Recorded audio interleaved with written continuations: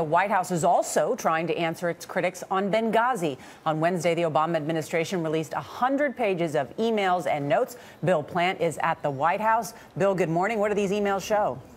Well, good morning, Nora. These same emails were made available to members of Congress months ago. Some of them were leaked selectively, Republicans using the information to fuel their argument that the White House withheld information for political reasons. So there's a lot of frustration here, and yesterday the White House released, as Republicans were pummeling them, released the full set of emails.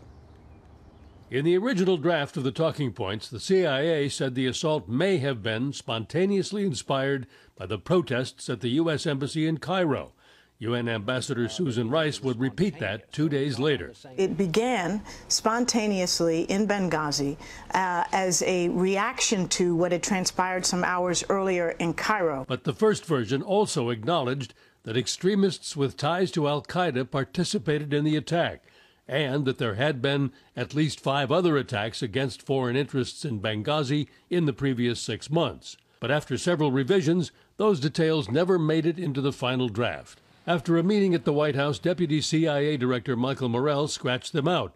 Intelligence officials tell CBS News he was worried that naming the terror groups would unnecessarily influence the FBI investigation. State Department spokeswoman Victoria Nuland also urged that the threats be removed, concerned that the information could be abused by members of Congress. But David Petraeus, then the director of the CIA, disagreed. He wanted the warnings made public. In one email, he wrote, "Frankly, I'd just as soon not use this then."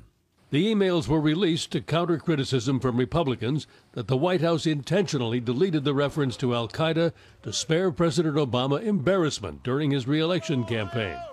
I don't want to prolong this any more than anyone else. What I want is the truth. The emails seem to support the administration's case that they made few changes and didn't intend a cover-up.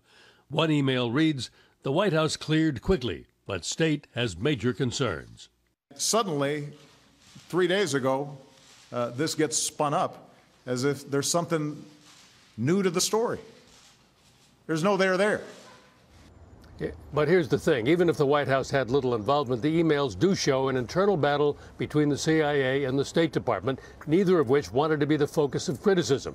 So this email release is not the end of things. The issue will come up likely later today when the president has a news conference, and Republicans are urging the White House to release even more documents. They're not going to give up on this. They want witnesses. They want to keep it going.